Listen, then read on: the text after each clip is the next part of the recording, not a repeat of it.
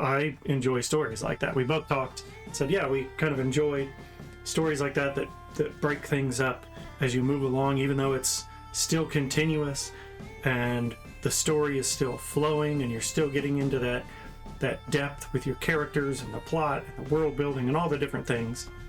When there are some breaks in there, I like that feeling of, hey, I'm getting multiple things that move from, piece 1, piece 2, piece 3, piece 4, etc., etc., etc. Hello and welcome to the Creators Guild podcast. I am Chris Howald, and with me, Jared Lovelady. And we are here to talk about all things creative. So, we have written a book, and we've shared it with you a few times already. We're going to keep sharing it with you because we're going to keep reading from it.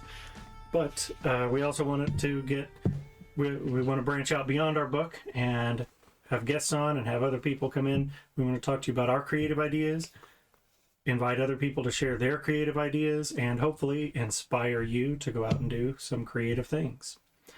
As usual, we are going to start with a reading. And last time we read chapters 2 and 3. We ended on at the end of Reunions. Today, we are going to read chapter 4, A Fruitless Death. And then we'll talk about it. And talk about some more stuff. Okay. Chapter 4, Fruitless Death, Cycle of Aerolith, year 12-182. Not everything happens for a reason. Birds fall from the sky, flowers lose their blooms, and people die. That's just the way of it. Dansum Guten's Aphorisms, 14th stanza. Jareth, it's me, Balor called as he led his horse down the rocky, scrub-covered hill. We still safe. From a dense patch of brambles, a tall, slender figure lowered the crossbow he'd had trained on Balor as he rose from his hiding place. The high elk was good. If Balor hadn't known where to look, he wouldn't have seen the other man. At least he knew he was working with competent companions, even if they looked down their ivory noses at him. We did not expect you back so soon, said a melodic voice from a small clump of pines against a rock face in the side of the hill. Not for another day or two. Has the princess come out already? The owner of the voice stepped into view, a tall, lithe, high-elf woman with striking silver blue eyes and jet black hair. Balor would have enjoyed looking at her if he didn't know her and detested her so. We thought the same, Balor replied, tying his horse's reins to a low-hanging branch and striding forward. Lucky for us, the princess was impatient to see her old friends. She's visiting now. We should have plenty of opportunity. Jareth stepped forward, his face dark. You mean she's in the camp? She is with the Trekkin right now? Just chattering away, Balor replied. Catching up with some old friends. Then why are you back here? Jareth demanded, grabbing the front of Balor's brightly embroidered shirt. Balor looked at the hand, then back up at Jareth, who stood a hand taller than him. He gave Jareth a placating smile and gently pushed on Jareth's wrist. He wasn't afraid of the other man, and he understood the concern. He also knew that if he made the wrong move, Jareth would end him out of hand and move on to the princess. She'll be there a bit longer, Balor said in calm tones. We needed to tie up loose ends here before we can make our move. And you two need to get back before anything happens. Gotta make sure everything's tied up nice-like, wrapped up and packaged with a bow. Jareth stepped back, letting Balor push his hand away, and his expression softened, but his voice was still stern. Agreed. We should finish up here, and Laurana and I will return before anything happens with Tawara. Balor turned from Jareth, taking in a glimpse of Laurana. The woman was stunning, regardless of his personal feelings for her. The sight was ruined, however, as Teth stepped between him and the elven vixen.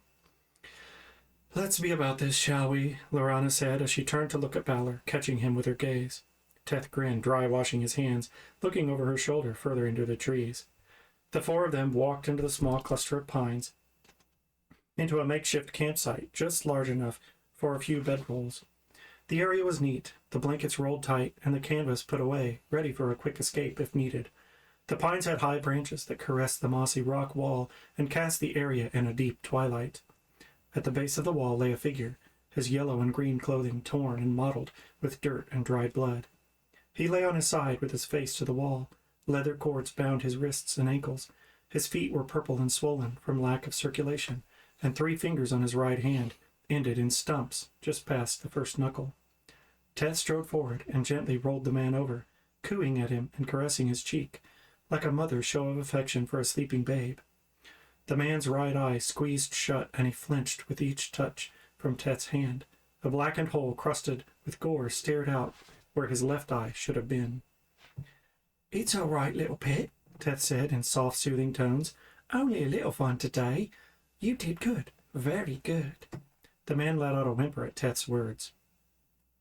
She did just as he said she would," Balor said to his high elf companions, ignoring Teth for the moment. "He said she wouldn't wait to visit the camp once she saw the Trekkin was here." "I could have told you that," Jareth cut in. "We did not need this Trekkin fool to tell us about Tawara's fondness for the band. Taking him was a mistake from the beginning." "But we didn't know that," Bella replied, "and we needed to understand how the princess worked with the Trekkin better. You know how she acts at the manor house, but he knows what she does when there ain't no one to keep her in line." "Besides," Teth cut in, "it's always more fun to get to play a bit."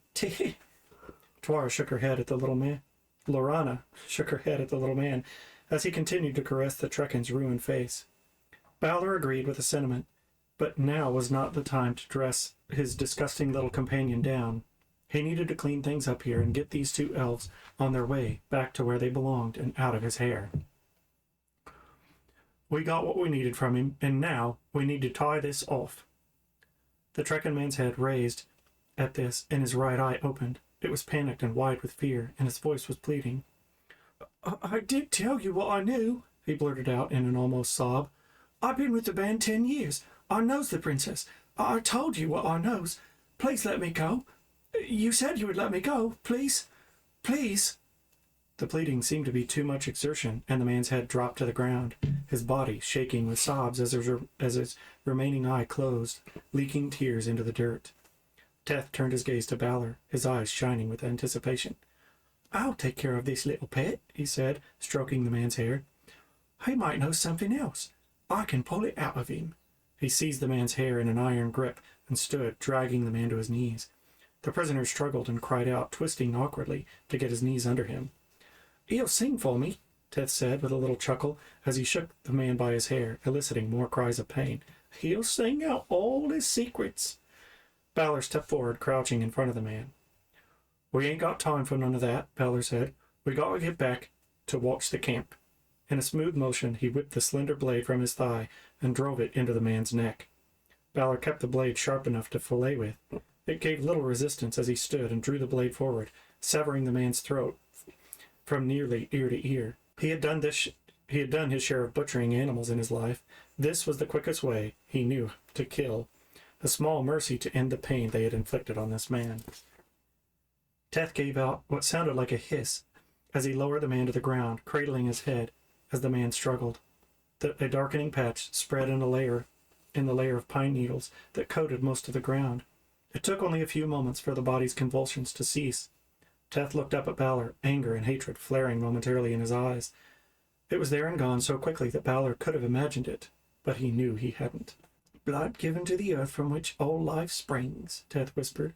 He shrugged and unceremoniously dropped the man's head from his previously gentle embrace before rising to his feet.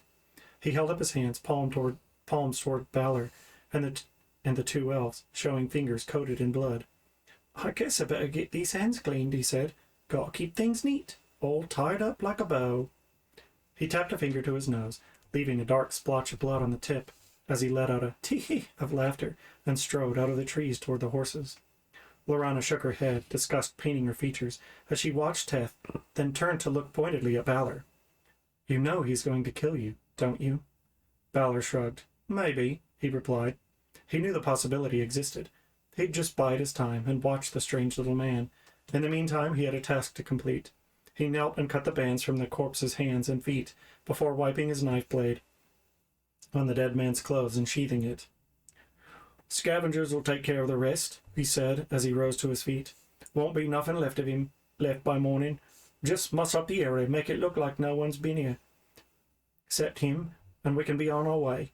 The two elves shared a knowing glance, then followed Balor's instructions, removing any sign of man or elves besides the corpse, whose blood had stopped flowing into the earth. As they left the small copse, Jareth walked to another clump of trees and quickly returned, leading 2 horses. The saddles on each had high-backed, winged cantles and wide, flat pommels. Each was sewn with decorative scrollwork, and a serpentine dragon along the center of the pommel. The rest of the tech, in mixtures of black and gold, made the tall war horses even more impressive. Jareth handed off Lorana's reins, and the two quickly secured their gear and donned golden breastplates with the same serpentine dragon emblazoned on the chest. We'll circle wide and come into Tradoc from the south, Lorana said as she swung into her saddle. When the news reaches the house, we'll be back with the guard. This must be done right, Jareth demanded from the back of his own horse. Do not fail. The future of Kuvia and all of Duradim depend on it. Balor spread his arms and cocked his head to the side. I ain't never failed to do what I set out to do. Don't plan on starting this time round. He really did hate high elves. These two, at least, were willing to get their hands dirty. He gave them his most confident grin. Lorana let out an audible sigh and turned her horse, urging it to a careful walk down the rocky hill. Jareth followed, neither one giving a look back as they rode out of sight. Let's go, Balor said to Teth as he returned to his own horse. He didn't wait for the other man to follow. He undid his horse's reins and led her back the way they'd come. They weren't far from the Trekkin camp, only a half a league or so. The ride back would be short. He was sure the princess would still be there. When they'd left, it looked as though she'd meant to stay most of the day. You should have let me have him, Teth said, when he caught up to Balor. He sounded petulant and was slumped in his saddle. And what? Balor asked, giving the smaller man a sideways glance. You know what we's about here. What if you did? What you do, and we miss the princess leaving camp? Then what? It wouldn't have been too long, Teth retorted. You'll get another chance, Balor said, urging his horse to go a little faster. He didn't want to ride beside the other man and risk catching his scent in the air. He could hear Teth talking to himself as they rode. I'll get more chances. I'll make him sing too. Balor intentionally didn't turn around. He knew that before this was over, one of them would die. He didn't let Teth see the wicked glint in his own eyes as he considered his odds. Bum, bum, bum. Okay. Jared, any thoughts on chapters of death, blood, and carnage? Oh, I don't know. It definitely seeing more emotion in our characters here, and getting introduced to our creepy little man. Yeah. Yeah, when we go back and read, we've talked about it before, that I enjoy reading what I wrote. Sometimes reading it out loud, like right now, it's a little bit, the lighting around me isn't perfect. And I stumble over the words a little bit, but when we read it, like I haven't read that chapter. I don't even remember the last time we read that chapter. I know I've read it fairly recently, but yeah, it's every time it's new, and even though we wrote it, you pick up on something that you've forgotten, or yeah. Well, we had a Writers Guild meeting the other day. So Jared and I are members of the Springfield Writers Guild.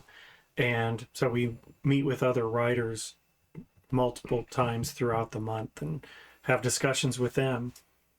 And a meeting that from just recently, they said the same thing that we're saying, where they'll go back and read something and be like, did I write that?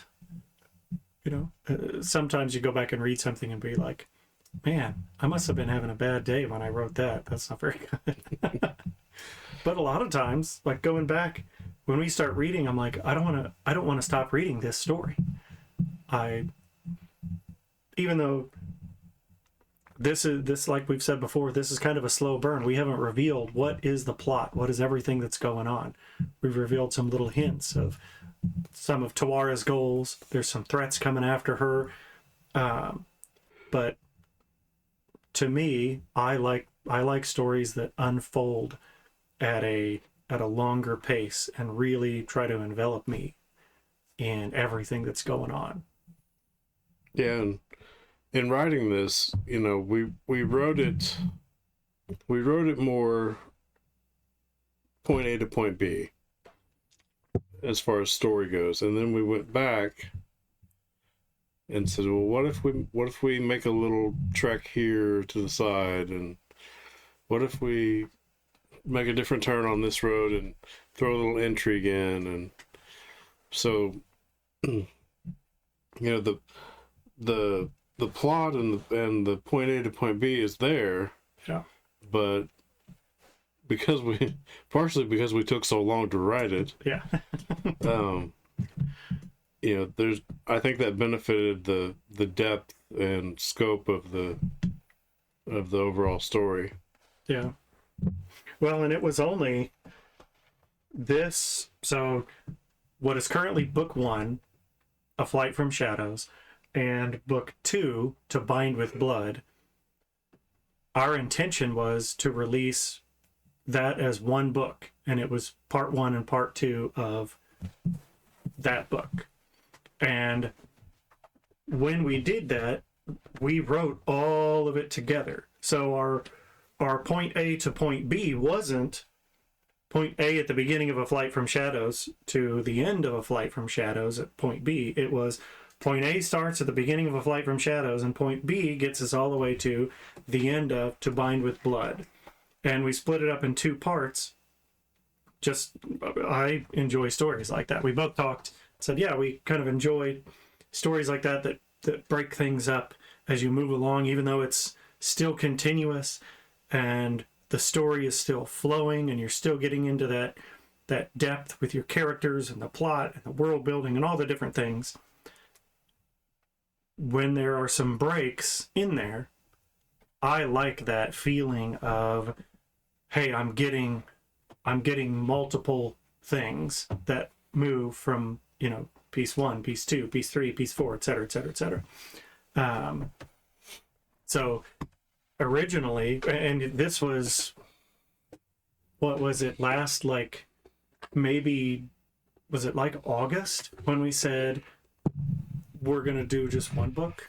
Or was it earlier than that? It was earlier than that. In fact, we were talking about it when we did this. Oh, yes. Yeah, so that came out in January of 22. Yeah, January 22 was our first printing. All I can see is white. Oh, sorry. But I tilted back. A Flight from Shadows, and then it was Realms of Duradim Part 1. And this was just, we had a printing company that we reached out to and had the full 8.5 by 11 page sheets. I don't think I'm too far over there. So for anybody listening, it's a bound copy that's in 8.5 by 11 format, and in 8.5 by 11, and this is 10-point font. We are 360 pages long, and this is part 1 and part 2, which are A Flight from Shadows and To Bind with Blood. From a word count, this would be, with our current word count for 1 and 2, would be about 800, between 800 and 900 pages long. I mean, well, part 1 right now is 400, what is it, 449? Yeah, I think so, or 446. Depends on the format. Yeah. But the thing about it is, with this, the first half of this is missing 6-7 chapters that are in the final book. A significant number of chapters. Yeah. So there, you can probably see. Can you see this better? I can see it. It's kind of hard to read, but yeah, there we go. Yeah. So part 2, To Bind with Blood. This was our original book 1. Was book 1 with part 1 and part 2, and we had, it was just Realms of Duradim, and we were going to be Realms of Duradim is the series, and it was going to be part 1, part 2, and then the next book would be part 3, part 4. And this is a lot different. I'm just scanning down the table of contents here with all the with all the chapter names. And some of these are still here, some of these are not here, and a whole bunch of them in the book now are not in this at all. And the order of this completely different. We should go back one of these times and read well, maybe, I don't know, maybe it'll show up. The original prologue we have in here really is a little bit, the prologue in the current story really ties right into going into chapter 1.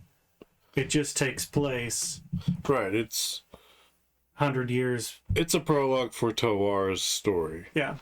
Whereas our original prologue that's in that is more of a prologue towards the larger arching story. Yeah.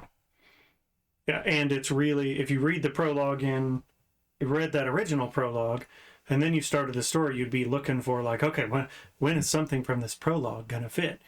And it would be a little while. It's gonna, I mean, it would still fit because Alandar comes in book 1. Yeah. So you'd still, the original prologue has Alandar and Lady Iskar, some characters you'll see later on, but it's still, like Jared said, it's a little bit more of a world building prologue, whereas the prologue that we have in there now it's a direct impact on Tawara's goals and story and everything, but it takes place about 100 years earlier, so he didn't want to make that chapter 1. So for anybody that skips over prologues, you can skip over the prologue, but You'll miss out. Yeah.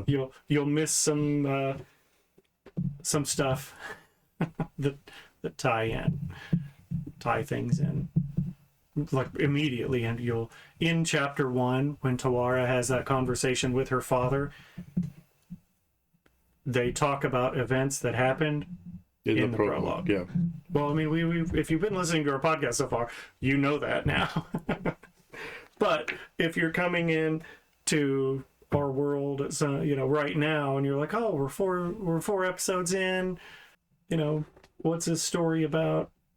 If you don't like prologues, you should read our prologue. Yeah. Our prologue is a slightly disjointed chapter 1, really. Yeah. Yeah, I mean, that's exactly what it is. We wanted to, I mean, somebody had suggested, well, maybe chapter 1 could be a flashback, except that from all the perspectives that happen in the prologue, they die. Yeah. Tawara's 10, Dorinda, Tawara's mom. So we're like, well, we could try to write it from some other character's perspective and do a flashback, but how, Yeah, it didn't work. No. It was easier to just have it happen before. Yeah. So we did what we did. Okay, that's the thing. That's what it comes down to. We did what we did. So yeah, hopefully so far you're enjoying the reading. I like reading it. We're probably going to do, Jared and I've talked about, we want to do an audiobook. Even though we're reading the book here on the podcast to share it with everybody, you get all my foibles and stumbles and breaths and coughs and burps or whatever's going to come up, while we're reading it and discussing it here. But here pretty soon, I'm probably going to try to start actually recording the podcast, or recording the audiobook for us. Eventually we might outsource that and re-record from the beginning with another narrator, if we end up partnering with somebody or the big thing is we don't want to switch narrators. No. And finding a good narrator that is feasible, that will be reliable, is quite a challenge. And by feasible we mean fit into our current budget. Yes. So, yeah. Because, I don't know if you know this, audiobooks are not cheap to produce. So, well, doing any of this, I mean, buying these books, making copies, or buying copies of the book and everything, the process we've been through. If anybody if you want to be an author, even if you're going to go the traditional publishing route, if you just want to write a story or write a book and get some copies, print it off, whatever, and share with your family. I know people, there are people in the guild that Jared and I know that's all they want to do. Yeah. Just a hobby. Yeah. Or just to check it off of an accomplishment list or bucket list. Yeah. But if you want to do this and be serious about it and try, get it out there, save your pennies. Yes. Because it's not cheap. Yeah. Yeah. It costs money to do all of it. And so, I've read some books from friends that, they've hired editors and they've gone through stuff and they're like, they have jobs, they work full time. And then they're like, well, I got to pay this editor and it's going to cost me, it's going to cost me $2,500 to have somebody edit my book. And that's one round of editing. That could be just proof editing. There's multi layers of editing, but you could easily come out on the other side of like $6,000 or $7,000, depending on how much editing you go through. You could easily spend $6,000 or $7,000 just to get your book edited. Yeah, we got really lucky. Yes. Thank you, Shannon. Thank you, Shannon. Shannon and Liz. Yes. Thank you, Liz. And Liz was unexpected. Yeah. We will probably do some content editing with Liz in the future. This first time it was a freebie. Yeah. She's in the Writers Guild with us.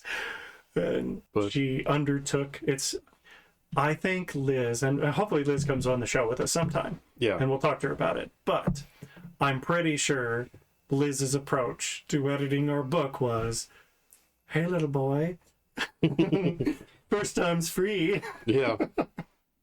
Which, she's really good. Yes. And I look forward to hopefully working with her in the future.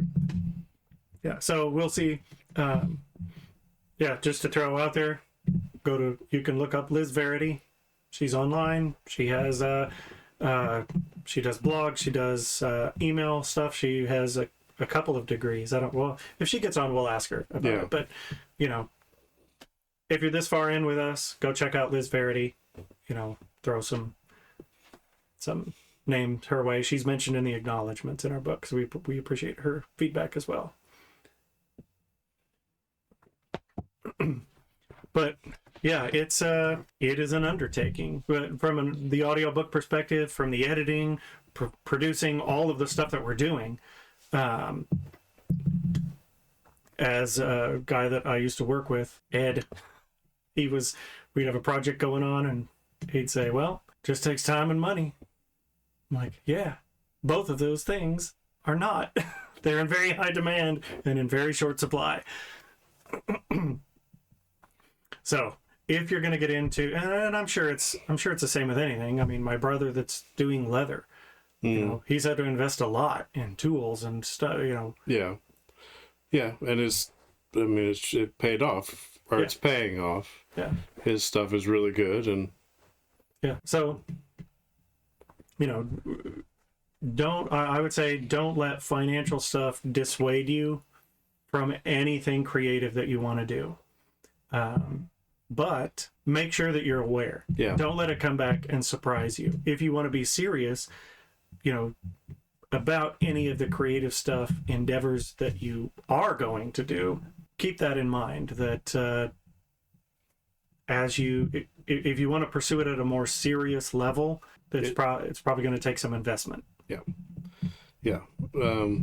But it's gratifying being able to do it. Oh yeah. So, sure. Yeah, don't let it dissuade you. Just be aware that it's there. And do what you can within whatever your budget is. Yeah. And who knows? I mean, right now, we're 4 episodes in. No idea where this podcast is going to go. Maybe someday it'll pay off really big and we'll be like, yay, look at us. We, you know, I don't really care about people wanting my autograph or anything, but I would sure like to be able to just continue to develop creative skills and then put those skills to work to make things and share them with people. And then also put the stuff that I've learned into use to help other people. Both branches of that, no matter how you look at it, require time. They require finances. So who knows? Maybe we'll get to the point where we have, if we have the finances will help provide some of that time, you know, and then we can invite other people in and get other people involved. But we'll see over time. So one of the things we wanted to talk about a little bit today is just the creative process in general. Our creative process. But, you know, maybe you can relate to what we've gone through. It's always crazy. Yes. It's always crazy. And you find yourself getting creative notions at the most random times, doing the most random stuff. Yes. A lot while driving, surprisingly. Yes. Yeah. So we have my house. I have a swimming pool at my house, and I have next to the swimming pool is a little building, and it's kind of it's not really a man cave because it's got a whole bunch of other junk in there and ridiculous, you know, random stuff in there as well. But there is a pool table. So we have a pool table and we have a whiteboard, and our creative process has spanned my house. My house. I'm about 35 minutes from Jared's house, and we do a lot of writing at Jared's house. We do a lot of thinking and planning at my house because there's a pool table there, and sometimes we'll just be stuck, or we'll be thinking like, we need to plot this out. We've got to figure out, because co-authoring, we have to have a plan so that we know the direction that we're going. But we mentioned in our author, about the authors at the end, that we always have to have food. Yeah. Food, beverages. Yeah, we said we should have invested in energy drink stock. Yeah. Energy drink and Dr. Pepper. We should have invested in those because I'm sure we've driven the stock up. Yeah. But we'll take our 2 laptops and be like, you know, we'll be sitting at Jared's house, and Jared will be on the couch and I'll be on the chair, or I'll be on the couch and Jared will be on the chair, or I'll be on the floor. And I mean, we have lazy boys. Jared will be on the lazy boy and I'll be at the desk chair, or I'll be on the lazy boy and Jared will be sitting at the, you know, at a desktop computer. But we just bounce around, and then we'll be like, okay, the brain isn't braining here. The ideas aren't flowing. We need a change of venue. And typically we say, well, we need a change of venue and food. Yeah. Yeah, so we will, of course it depends on the day and the time, but, you know, a lot of times that's, all right, grab your laptop, Golden Corral's down the road. Yep. They've got Wi-Fi. Yep. And not everybody, you know, you might be like, Golden Corral, what? But hey, I can go eat all the steak I want. Yeah. But yeah, we've done, there's a Waffle House right down the street. We'll be like, all right, we're working on this together. It's 8 o'clock in the morning. We've started doing some stuff, but we really need, starting off here, we're hungry. We haven't had breakfast yet. let's go sit at the Waffle House, order the Grand Slam, and hash out a scene, or outline a chapter, or resolve a problem. Be like, we'll do that. Or it'll be the afternoon, and it'll be like, hey, Chinese buffet. Nothing gets the creative juices flowing like sushi and crab rangoon. Yeah, and then there's times where food and a change of venue isn't enough. Yes. And then it's like, all right, depending on the season, it's time for pool and pool table. Yes. And so we'll head out to Chris's and like you said, we've got the whiteboard out in the pool house area with the pool table, and we'll just rack up a game and start shooting, and then what if? Yeah. And yeah, there's lots of what ifs and lots of what ifs, and all those get written down on the whiteboard, and lines start getting connected, and literally. Yeah. We'll start being like, oh, wait, draw a line over to this with an arrow and put this here and connect these dots. Yeah, it's literally, we'll shoot pool and then be like, all right, well, I think we've got that kind of written down. Okay, well, let's go jump in the pool, lay there and float on our backs, stare at the sky, and talk this out a little bit more. And sometimes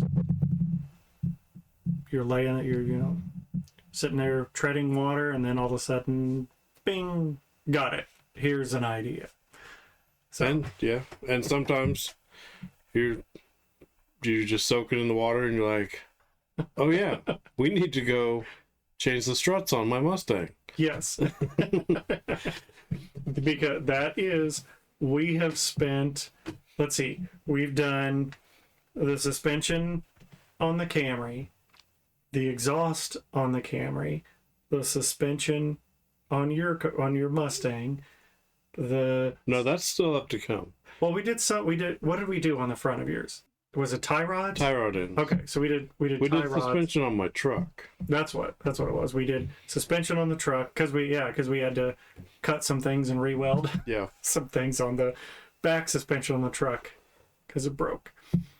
But yeah, and then we've done, Caleb's truck.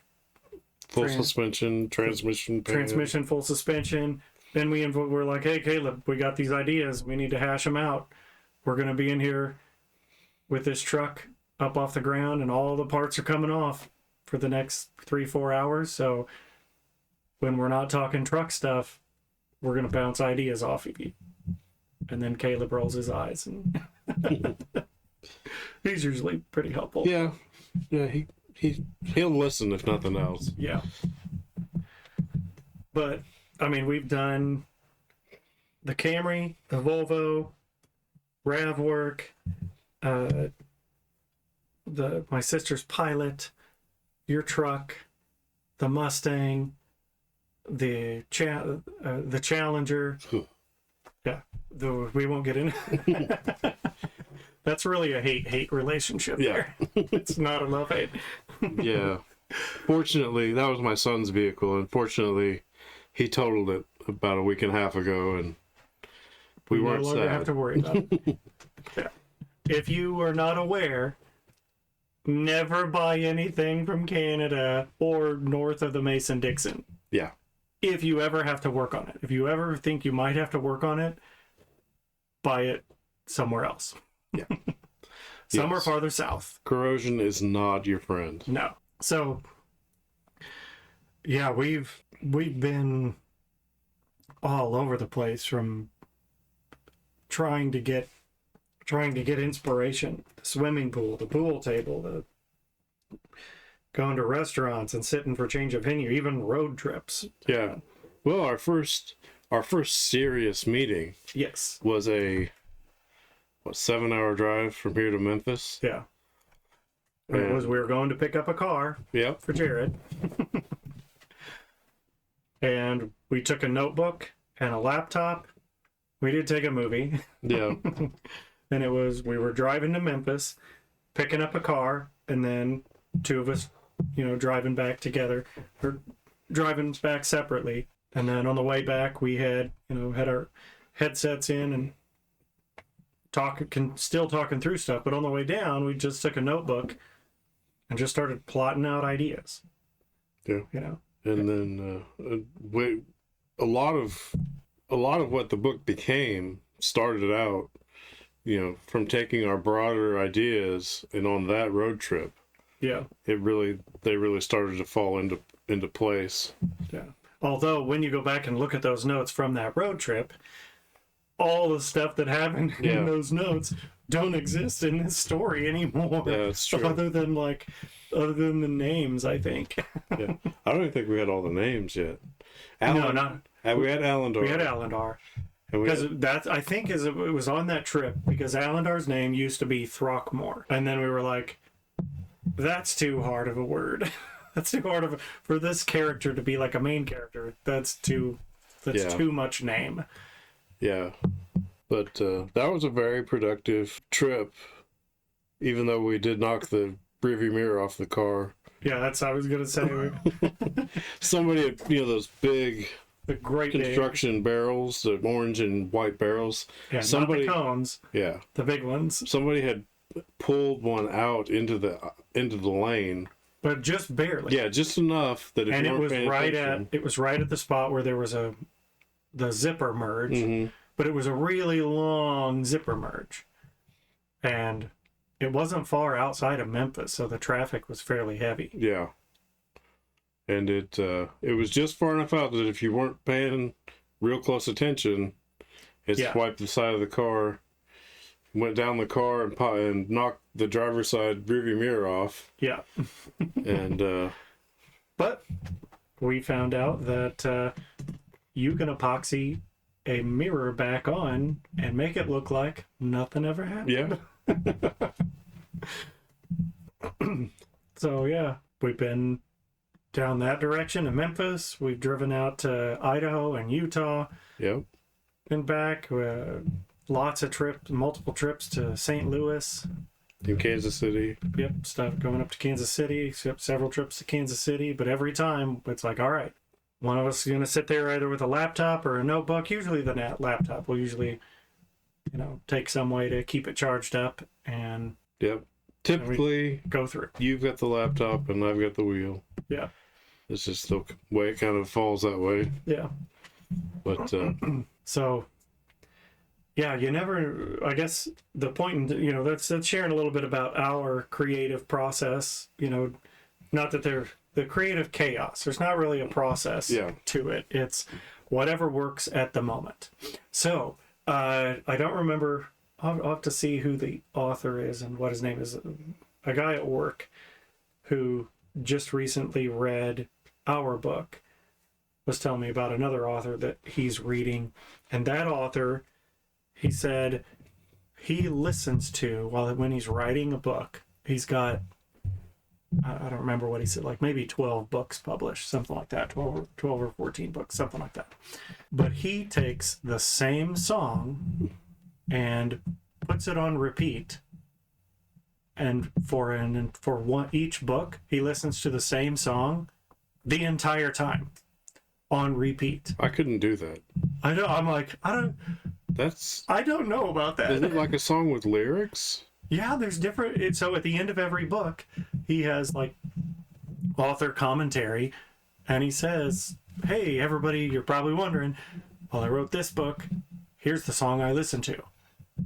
And I asked the same question. I was like, "Well, I could see maybe like, okay, I'm gonna listen to Mozart or Chopin or something that's." This song is 10 minutes long. Yeah. Then by the time I am done writing, I'll really know this song. But it's just the notes coming in. But it's not. It's different music. He picks a different... But he says it's kind of like a Pavlovian effect. That when he plays that song... His brain thinks it's time to write. His brain gets into the mode of it's time to write. I can see that. I still don't think I could do that. Yeah. I'm like, I don't know if the Pavlovian effect works that way, but maybe it does. I don't know. I know I use alpha binaural beats sometimes. Yeah. I have ADHD really bad. And so that helps to focus my brain from pinging all around the room while I'm trying to get something down on paper. Yeah. But, you know, that's just, Yeah. you know, basically white noise if you're not paying attention to it. And there's nothing to pay attention to, Yeah. like lyrics to a song. Yeah. I mean, I'd be trying to type, you know, after maybe eventually it would just turn into background noise. But also, if I really like a song, I don't know if I want it to just turn into background noise. But would it be that you're typing along and you're saying, you know, Tawara rode down the hill with her sword drawn, the horse's hoofs pounded under her feet, drumming a beat. Give me the beat, boys, and free my soul. I want to get lost in your rocket.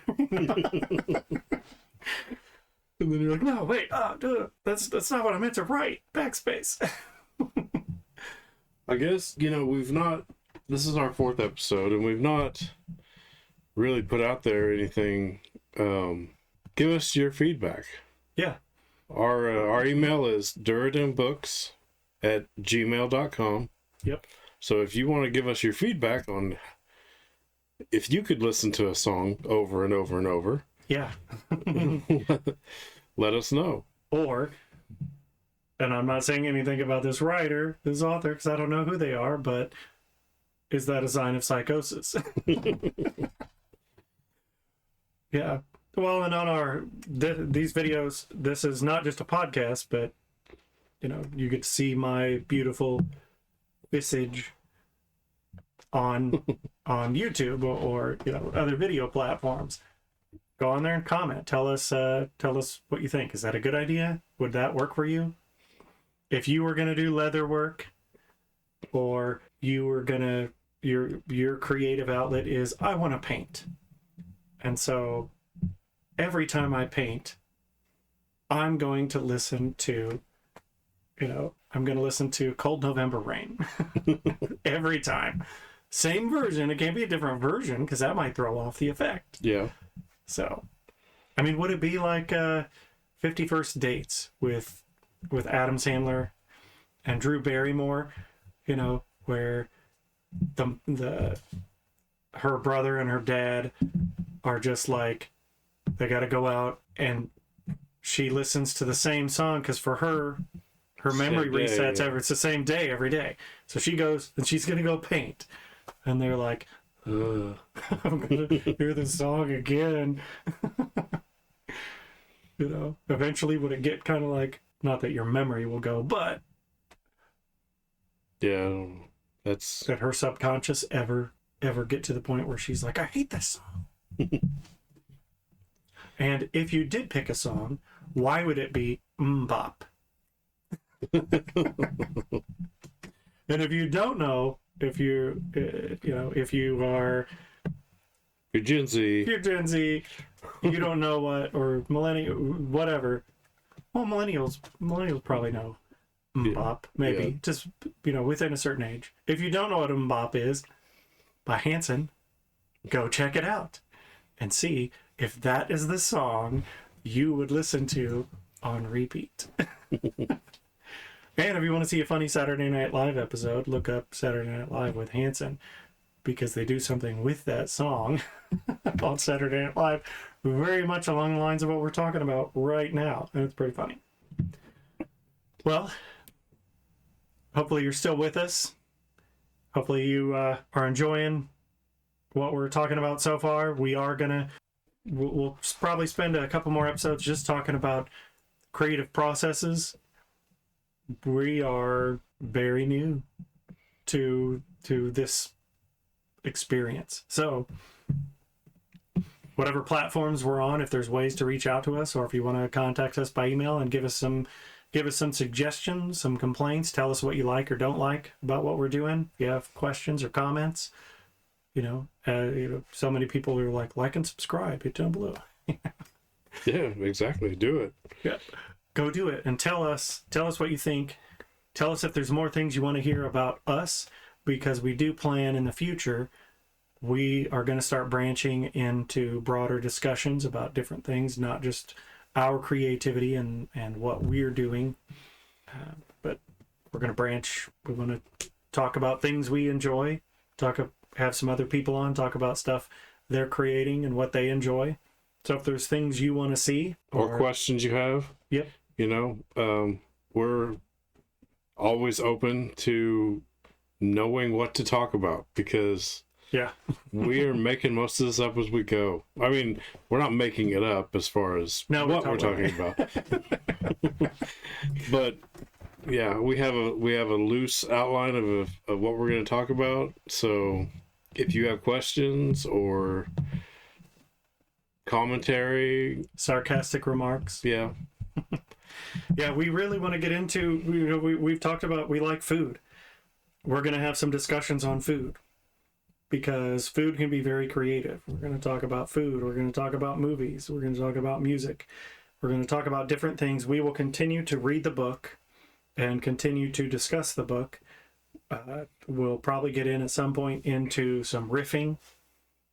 Yeah. And both with this, we have some other story ideas that we bounced around, a couple different book ideas. We'll probably get into discussing some of those. Hopefully not get too much into spoilers or anything that turns people off. I don't want to talk about that. Or maybe we'll give you a heads up of, hey, there's spoilers coming on this episode. Yeah. So yeah, because I think in order to give you guys the content that you're going to want, there's going to have to be some episodes with spoilers. Yeah. But we'll definitely warn you ahead of time. Well, and throw that out there. If, for me, when I'm talking about a story, I don't mind, because I haven't read it yet. And as we're talking about spoilers coming up, a lot of those spoilers have not been written yet. So they're all subject to change. So, if you're the type of person that's like somebody walking out of The Sixth Sense saying, can you believe he was dead the whole time? You're like, oh no, you just ruined the movie for me. Let us know. We will try to give some warnings if there's going to be spoilers, and you can just be like, la la la la la for a few minutes. Come back, and we'll move on to a different topic. But we hope you stick with us. We hope you enjoy it. And send your thoughts, questions our way. Yeah.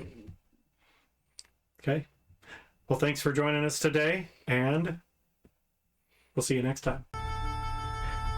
Thanks for listening to the Creators Guild podcast. Don't forget to get your copy of A Flight from Shadows, available on Amazon. While you're there, please rate it and give it a review. If you like the Creators Guild, please like and subscribe, and make sure to share it with your friends. Until next time, go in good spirits.